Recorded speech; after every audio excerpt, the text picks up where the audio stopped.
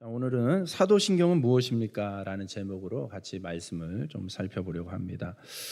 우리가 하이델베르크 요리문답을 기준 삼아서 지금 쭉 하나씩 살펴보고 있습니다. 오늘은 22번째, 23번째 문답에 대해서 좀 그 내용을 좀 생각해 보고자 합니다. 22번째 질문은 이것입니다. 그러면 그리스도인은 무엇을 믿어야 합니까? 그러면 그리스도인은 무엇을 믿어야 합니까? 이게 참 재밌는 게, 또 놀라운 게 무엇이냐면, 제가 오후 예배 설교 사이클하고 오전 예배 설교 사이클이 다르거든요. 완전히 다르게 흘러가는데, 지금 계속해서 주제가 오전 오후가 이렇게 그때그때 딱딱 맞아 떨어져요. 그래서 오늘도 오전에 다루었던 내용을 이 오후에 조금 더 다른 관점으로 이제 보강하는 그런 내용으로 이렇게 연결이 되더라고요. 그래서 아마 하나님께서 우리 공동체 가운데 무언가 다시 좀 이렇게 주시는 분명한 메시지가 있다라고 그렇게 생각이 되어집니다. 그래서 오늘 우리에게 주시는 이 말씀을 좀 잘 살펴보면서 다시 한번 새겨지고 또 정리되는 은혜의 시간이 되기를 주님의 이름으로 축복합니다. 자, 질문은 그러면 그리스도인은 무엇을 믿어야 합니까? 도대체 무엇을 믿고 있는 겁니까? 믿음을 한번 설명해 주십시오라는 질문이 되겠죠. 대답을 한번 읽습니다. 시작.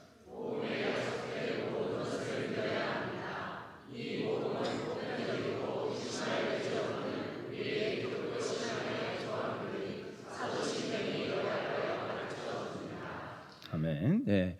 우리는 복음이 약속된 모든 것을 믿어야 되는데, 그 복음이라는 것에 대해서, 복음의 내용에 대해서 이렇게 저렇게 좀 이렇게 다양하게 설명을 할 수가 있어요. 근데 그 중에 가장 전통적이고 가장 오래된 분명한 틀이, 복음의 내용의 틀이 무엇이냐면 바로 사도신경이라는 것입니다. 여러분, 사도신경 다 암송하고 있죠? 사도신경은 암송하는 겁니까? 읽는 겁니까? 사도신경은 고백하는 것입니다. 우리의 신앙을 고백하는 거예요. 그렇기 때문에 읽어도 상관없어요. 암송을 해도, 눈을 감고 해도 상관없어요. 기도하는 마음으로 하셔도 상관없어요. 중요한 건 뭐냐면 우리 마음의 신앙의 고백이 되어야 된다는 거죠. 그렇기 때문에 사도신경은 주문이 아니에요. 다른 여타 종교들을 보면은 주문하는 식의 이 신앙생활 하는 경우가 있잖아요. 뭐죠? 가끔 이제 개그맨들이 쓰는 것 중에 옴마니 밤메홈, 그게 이제 실제 불교에서 쓰는 주술 중에 하나예요. 주문적인 내용 중에 하나예요. 또 뭐가 있죠? 나무아미탑을 관세음 보살. 왜 대답하기가 쑥스러우신가 봐요? 그렇습니다. 네, 뭐 그런 식의 이제 반복되는 주술적인 내용들이 있는데, 기독교인들 가운데도 자칫 잘못하면 이것을 그런 식으로 다룰 수가 있어요. 사도신경 예배 시간에 그냥 순서대로 하는 거 아니야? 뭔가 공적인 예배, 뭔가 이렇게 격식을 갖춘 예배는 사도신경이 들어가야 되는 거 아니야? 요 정도 수준으로 생각하고 다루는 경우가 있을 수 있다라는 것이죠. 그래서 오늘 그런 오해들이 있다면 오늘 다시 한번 좀 여러분 안에 좀 그 진짜의 의미가 정리가 되었으면 좋겠습니다. 자, 23번째 질문입니다. 그러면 사도신경의 조항들은 무엇입니까? 뭘 고백하냐는 거죠. 그 안에 정리되어 있는 내용들, 조항들이 무엇이냐라는 것이죠. 자, 제가 아라비아 숫자로 읽어드리면 여러분들이 그 뒤에 내용을 한번 읽으시면 되겠습니다. 1.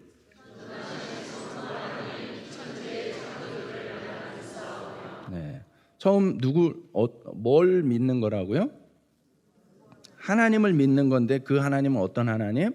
전능하신 성부 하나님이시고 창조하신 하나님이시고, 하나님에 대한 신앙의 고백인 거죠. 자, 2.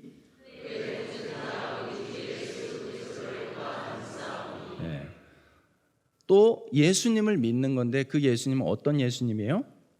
독생자예요. 독생자.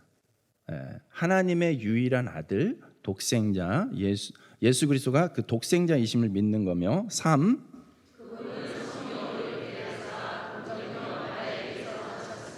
네, 그죠? 우리는 당신의 출생의 비밀을 알고 있다. 뭐 이런 고백인 거죠. 예. 예수님은 성령으로 잉태되신 분이죠. 성령으로 잉태되었기 때문에 우리와 동일한 인간의 모습으로는 오셨지만 우리와 동일하게 원죄를 가지고 있지는 않으신 분, 우리와 출생의 과정이 다르신 분이라는 것을 분명히 신앙 안에서 고백을 하고 있습니다. 자, 4.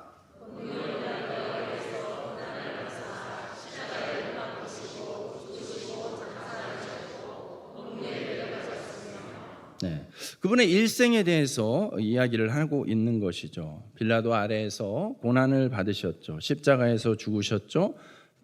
장사되었습니다. 장사되었다는 것은 죽었다는 것이지만은 확실하게 죽었다는 것을 의미하는 것이죠. 그리고 음부에 내려가셨습니다. 그렇죠? 3일 동안 예수님께서는 음부에 계셨던 것이죠. 자, 5. 네. 사흘 만에 죽은 자들 가운데서 예수님은 부활하셨습니다.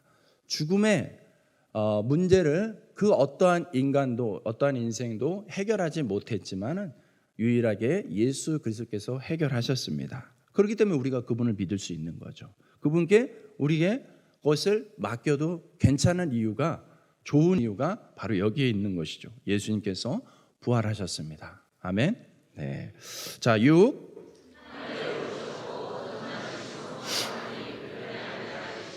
네. 그 예수님은 부활하셔서 지금 어디에 계십니까? 하늘에 계십니다. 전능하신 성부 하나님 우편에 앉아 계시다는 것을 믿습니다. 자, 7.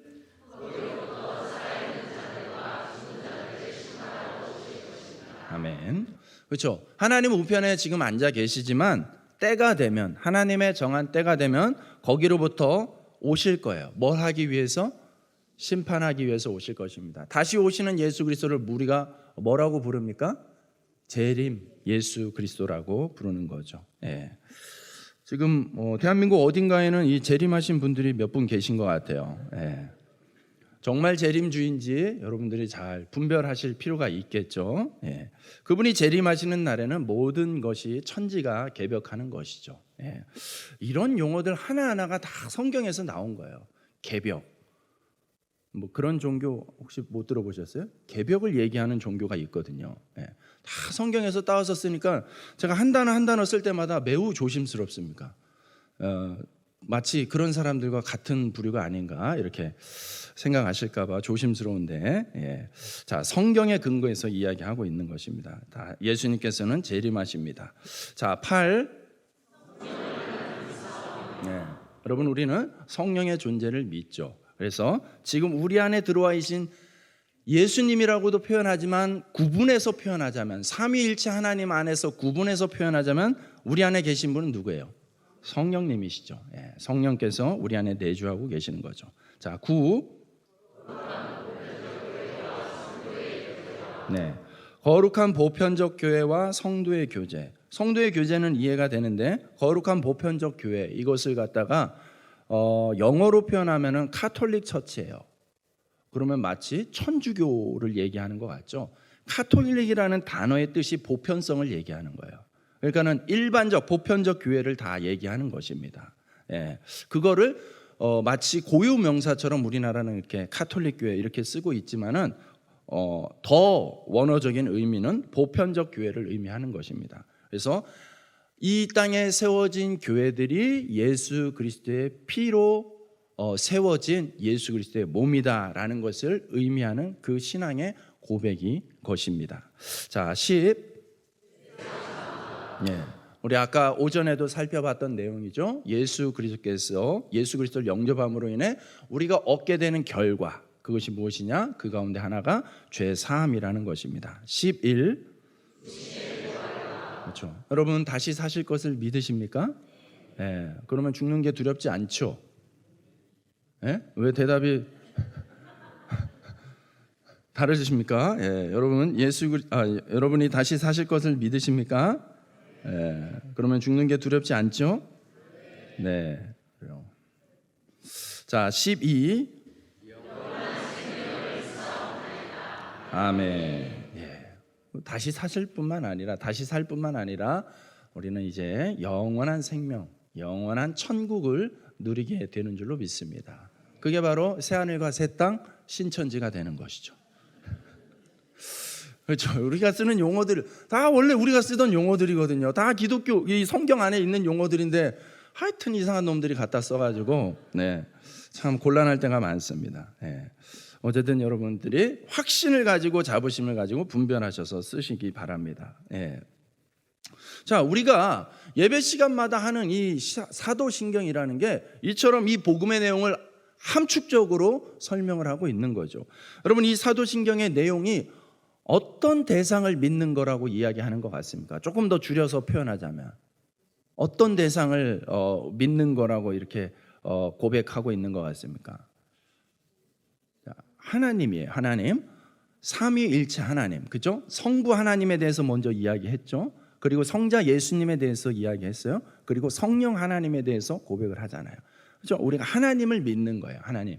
근데 그 가운데서 내용적으로 분량적으로 치자면 누가 압도적으로 많습니까? 구분해서 표현하자면 예수님이죠. 그렇기 때문에 성경의 핵심은, 우리 복음의 핵심은 예수 그리스도입니다. 그림 하나 이어서 더 보여주시면 좋겠어요. 여러분, 저게 뭔지 아세요? 이렇게 동남아나 이 불교 문화권을 가게 되면은 저런 모습들을 보게 됩니다. 저 사진 뭐냐면 저게 기도바퀴라는 거예요. 기도바퀴. 그러니까 여타 다른 종교들 가운데 특히 오늘 이제 뭐 불교적 배경이긴 하지만 다른 종교들에는 그런 주술적 의미가 있다고 했죠. 그래서 이게 말로만 하는 거는 좀 뭔가 약발이 떨어지는 것 같아서 그런지 몰라도 뭔가 이렇게 기도를 대신하는, 그래서 저들의 경전의 내용을 저 원통 안에다 집어넣고 저거를 돌리면 기도 한 바퀴가 되는 것입니다. 그러니 한 바퀴 가지고 계속 돌리면 다른 사람은 못 돌리잖아요. 그러니까 저 통을 수십 개를 저기다 연결해 놓습니다. 그래서 저 사람들이요 지금 뭐 하고 있는 거냐면 기도하고 있는 거예요. 저기 이렇게 한 바퀴 도는 거예요. 이렇게 치면서 이렇게 한 바퀴 도면 기도 한 번 하는 거예요. 그 기도를 많이 하면 많이 할수록 이 사람들이 이제 뭐 많게는 자기 조상 7대 조상까지 극락의 해탈에 이르른다, 뭐 이런 신앙을 가지고 있는 거예요. 그런 논리를, 그런 내용을 믿고 있기 때문에 가면은요 저거 돌리는 사람들이 되게 많습니다. 이렇게 돌리는 거죠.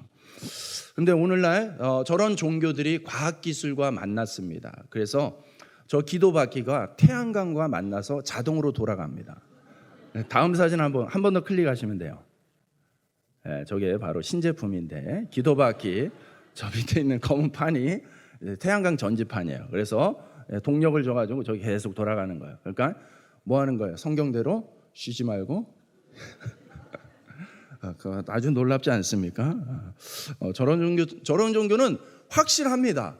너 믿느냐 안 믿느냐 말이 필요 없는 거예요. 기도 몇 바퀴 돌렸냐 이거 가지고 얘기하는 거예요. 아마 저기에 모르긴 몰라도 카운터까지 달지 않을까 싶어요. 그래서 뭐 몇 회 이상은 천국, 몇 회 이하는 뭐 약간 극락과 지옥 사이, 뭐 이렇게 이런 교리도 또 가능하지 않을까 싶습니다. 자, 이제 닫아주시면 됩니다. 많은 종교들이 있고 그 가운데 정말 신을 향한 그러한 신심을 가지고 이렇게 바라는 것들, 그 간절함을 가지고 의지하는 그러한 자세들은 어떻게 보면은 비슷해 보입니다. 비슷해 보이지만 여러분, 우리는 분명히 그것과 다르다라는 것을 분명히 말할 수 있죠. 우리가 믿는 신앙이 무엇인지에 대해서 그 신앙의 내용을 얘기할 수 있어야 되고 또 그 내용에 맞게 또 고백이 이루어질 수 있어야 됩니다. 여러분, 사도신경은 저런 여타의 종교들이 하고 있는 그런 주문적인 내용이 아닌 것이죠. 우리를 향한 하나님의 분명한 뜻과 말씀, 그 계획을 담고 있는 내용입니다. 그래서 하나님이 우리를 불러주시는, 하나님이 우리에게 베풀어 주시는 은혜의 내용이 무엇인지에 대해서 우리는 깨닫고 고백할 수 있어야 되는 것이죠. 여러분, 우리가 고백하고 있는 이 사도신경의 중심에서 고백하고 있는 예수 그리스도는 어떤 분이십니까? 예수님 십자가에서 죽으심으로 하나님과 우리 사이에 완벽한 중보자가 되어 주신 거예요.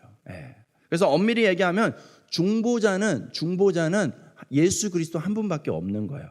그래서 실은 우리 교단에서 이제 다시 그 신학적인 용어들을 정리하면서 우리가 중보기도라는 용어를 쓰는 건 좀 적절치 않다. 왜냐하면 중보자의 자격을 갖는 분은 예수님밖에 없기 때문에. 그래서 우리는 도고라는 표현을 쓰자라고 했지만 너무 우리한테 익숙해져 버렸어요. 이 중보기도라는 용어가. 그래서 이제 우리가 그냥 거침없이 쓰고 있는데 엄밀히 구분하자면 그렇게 구분하시면 되는데 뭐 우리 교회 안에서도 이미 익숙하게 쓰기 때문에 의미만 아시면 됩니다. 의미만 아시면 되고, 우리가 쓰는 중보기도라는 용어는 예수 그리스도의 역할을 대신한다라는 뜻은 절대 아니기 때문에 그 정도만 여러분들이 이해하시고 분별할 수 있으면 좋겠습니다.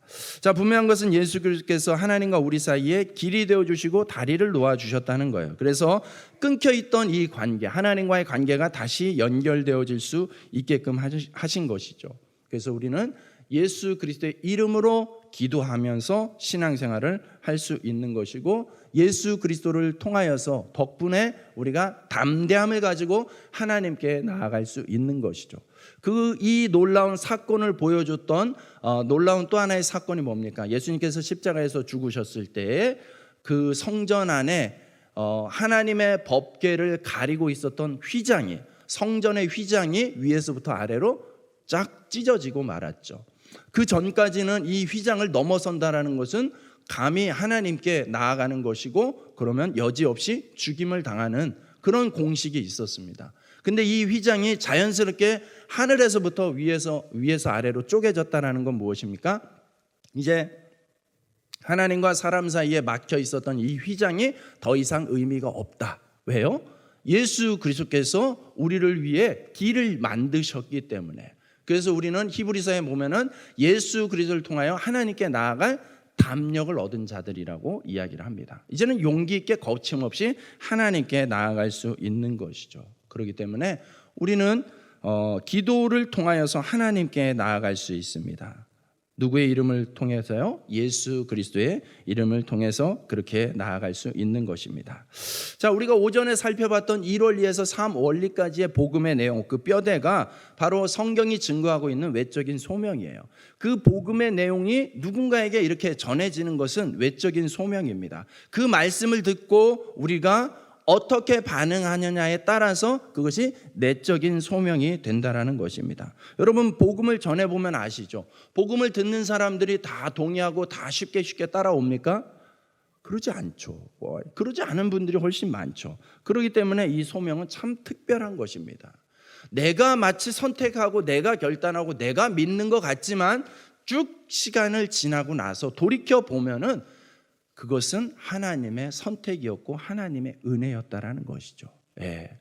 내가 한 것이 아니라 하나님이 불러주신 우리에게 베풀어주신 은혜의 선물이었다는 것입니다. 우리는 그것을 깨닫게 됩니다. 여러분, 우리의 믿음의 대상이 누구입니까? 그리스도를 믿는다는 것이 무엇입니까? 22번째 아까 읽었던 질문에 의하면 복음에 약속된 모든 것을 믿는다는 것입니다. 성경 말씀, 성경에 약속된 모든 것을 믿는다는 말과 동일하다는 표현이죠. 그러므로 이 복음의 내용은 성경 전체를 얘기하는 거예요. 성경에서 말하고 있는 예수님의 어떤 가르침, 교훈, 교리 이런 차원을 얘기하는 것이 아니라 한마디로 요약을 하면, 성경 내용을 가장 정확하게 한마디로 요약을 하면 예수 그리스도여야 된다라는 것입니다. 그러므로 여러분, 인류의 역사는 어떻게 표현이 됩니까? 역사라는 단어가 영어로 뭡니까? 히스토리죠. 히스토리는 그 가운데 줄을 하나 딱 그으면은요, 히스 스토리가 돼요. 그의 이야기라는 뜻입니다. 역사는 곧 누구의 이야기입니까? 예수의 이야기예요. 그래서 여러분, 예수님을 믿든 안 믿든 역사를 구분할 때, 연도를 구분할 때 무엇으로 구분합니까? 예수 그리스도의 탄생을 기준으로 해서 AD 기원 후, BC 기원전 이렇게 이야기하는 거죠. BC는 무엇에 대한 약자입니까? Before Christ. 예수님 있기 전, 예수님 탄생하기 전을 얘기하는 게 기원전의 이야기입니다. AD 아노 도미노, 예수님이 탄생하시고 난 후의 역사를 이야기하는 것입니다. 예. 제가 역사 시간에 잠을 자는 게 굉장히 힘들었습니다. 툭하면 기원전, 서기 몇 년 이렇게 이야기해가지고 굉장히 불편했던 과목이었습니다. 예. 어쨌든 역사의 기준이 그렇게 예수 그리스도로 분명하게 극명하게 갈라지는 것이죠. 그렇기 때문에 여러분, 우리가 믿는 진리는 분명히 예수 그리스도여야 되는 것이죠. 오늘 읽었던 우리 요한복음 5장 39절 말씀, 우리 한 번 더 같이 읽었으면 좋겠습니다. 시작.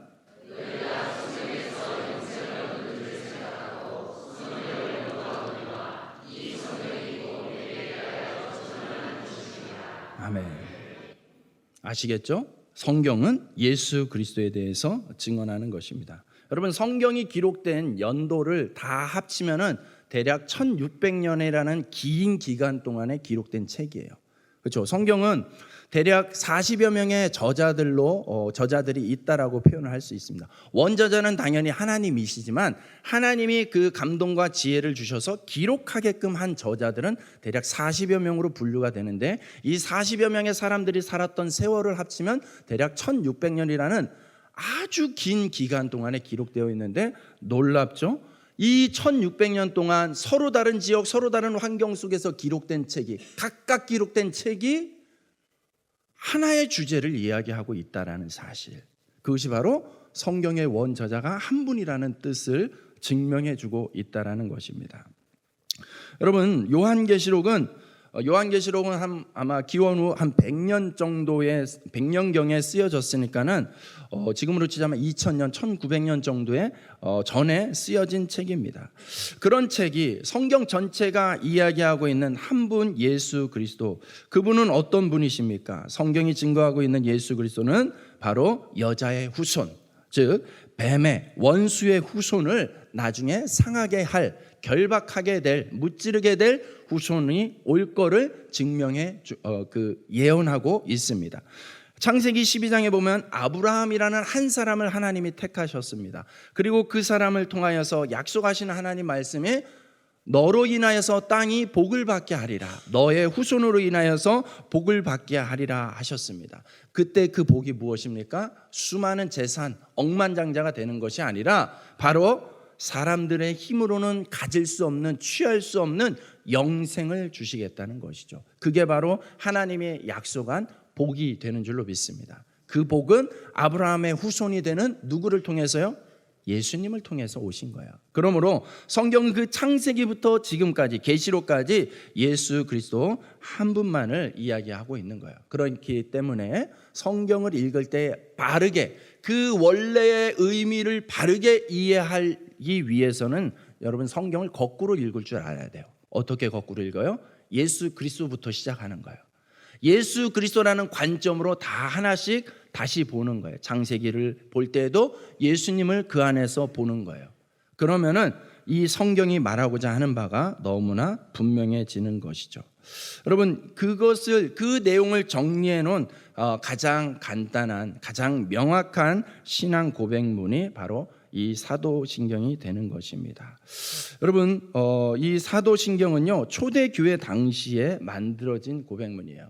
그러니까 콘스탄티노플 황제가 이 로마 시대에서 이 기독교를 국교로 선언을 하게 됩니다. 그러자 갑자기 모든 종교가 다 기독교로 바꿔야 되는 상황이었어요.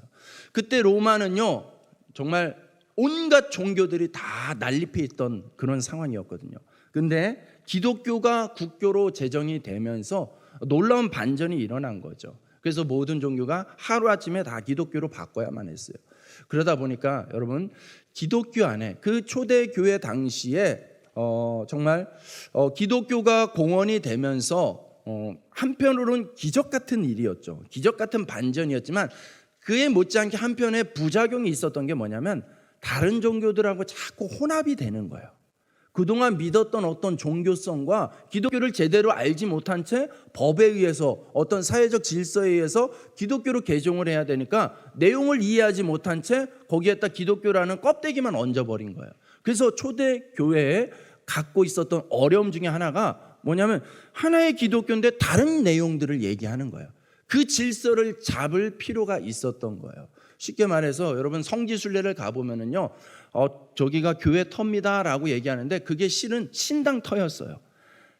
전에는 제사를, 이방 종교에서 제사를 드리던 장소인데 갑자기 다 교회를 가야 되니까 없잖아요, 장소가. 새로 지을 수가 없잖아요. 그래서 신전터가 곧 교회터가 돼버리고 말은 거예요. 그래서 신전과 신당과 교회가 같이 쓰였던 그런 시대가 이 초대교회의 시대였던 거예요. 여러분, 근데 이제 그곳에서 신앙생활을 하면서 뭔가 이 혼란한 이렇게 뒤죽박죽 섞여버린 그 신앙적인 내용들을 정리할 필요가 생겨난 것이죠. 그래서 이 사도신경이 만들어진 것입니다. 신앙의 질서, 기준을 잡기 위해서 이 사도신경을 만든 것입니다.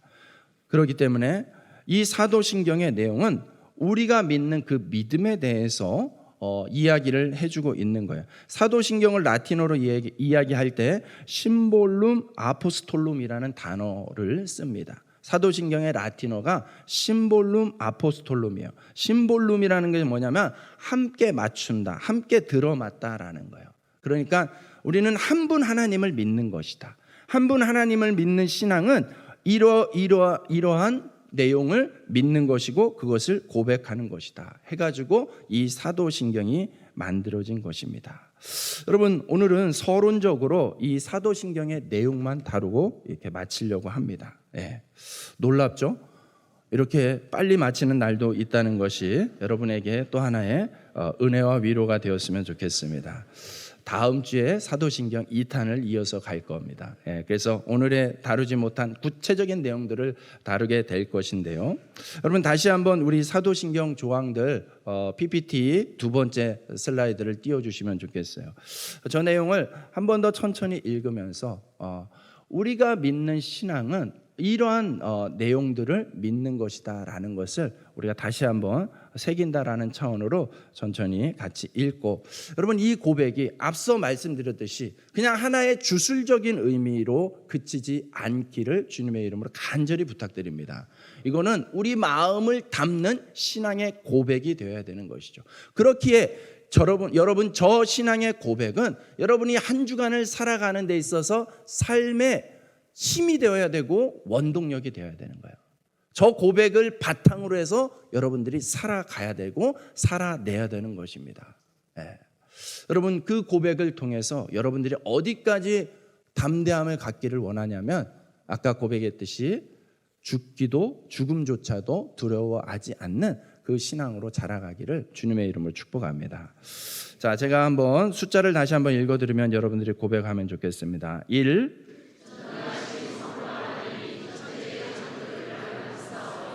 2, 3, 4,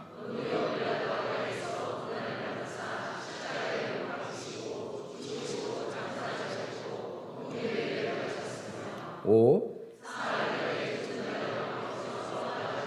6,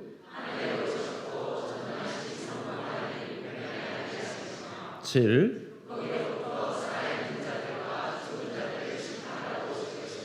8, 9,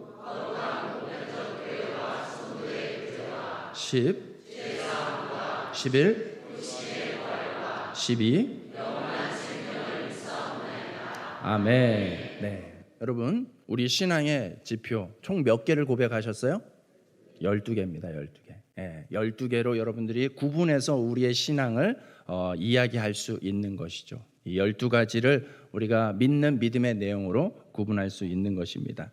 이 시간 우리 같이 한번 찬양을 하려고 하는데요.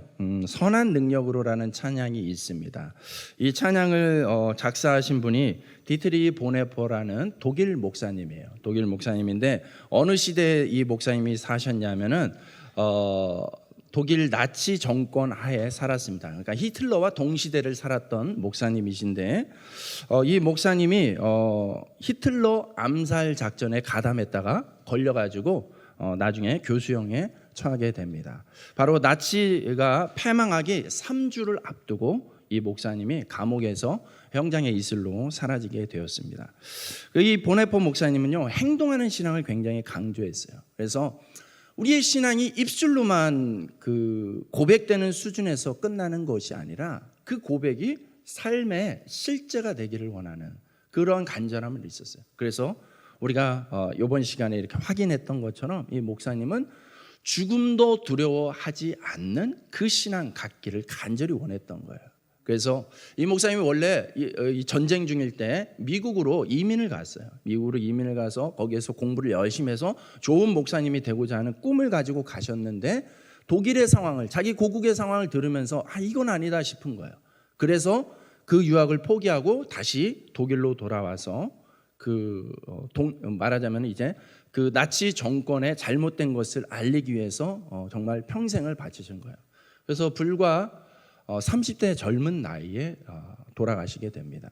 그러면서 이 선한 능력으로라는 이 찬양을 실은 약혼녀가 있었어요. 약혼녀에게 마지막으로 보낸 편지 안에 이 신앙의 고백을 담았던 것입니다. 이것이 이제 오늘날 이렇게 찬양으로, 아름다운 찬양으로 고백되어지고 있는데요. 여러분, 우리가 오늘 사도신경을 배웠듯이 우리의 믿는 그 신앙의 고백이 여러분에게 얼만큼 힘이 되는지 모르겠습니다. 얼만큼 여러분에게 실질적으로 능력으로 나타나고 있는지 모르겠습니다. 오늘 보네포 목사님은 그 삶을 통하여서 우리에게 목숨 잃는 것도 두려워하지 않는 분명한 신앙의 고백을 가지고 사셨어요. 여러분, 그분이 믿는 하나님과 우리가 믿는 하나님은 다른가요? 다른 하나님인가요? 그렇지 않다라고 생각합니다. 그렇다면 우리 또한 비록 우리는 그런 시대는 아니지만 또 다른 모양의 유혹과 위협들이 얼마든지 있습니다. 어찌 보면은요, 더 교묘한 유혹일지도 몰라요. 밖에 보면은 꽃들이 만발합니다. 이 좋은 날씨에 이곳에 앉아서 답답하게 예배드리는 것 같은 이런 거 쉽지 않을 수가 있습니다. 그런데 그런 걸 뿌리칠 수 있는, 예배가 나는 더 좋습니다, 예배를 더 사모합니다 라고 결단하고 그렇게 행동할 수 있게끔 하는 그 힘이 여러분에게 분명한 건강한 신앙의 고백 위에 있었으면 좋겠습니다. 이거보다 훨씬 심각한 상황에 처해져 있는 분들이 많이 있겠죠. 동일하게 말씀드리고 싶습니다. 신앙의 고백이 그 어떠한 그럴듯한 달콤한 유혹이든 아니면 정말 우리의 목을 조르는 위협이 되었든 어떠한 모양이든 간에 그것을 등이 이겨낼 수 있는, 뛰어넘을 수 있는 확실한 신앙의 고백 위에서 담대함을 가지고 살아갈 수 있기를, 능력으로, 복음의 능력으로 살아갈 수 있기를 주님의 이름으로 축복합니다.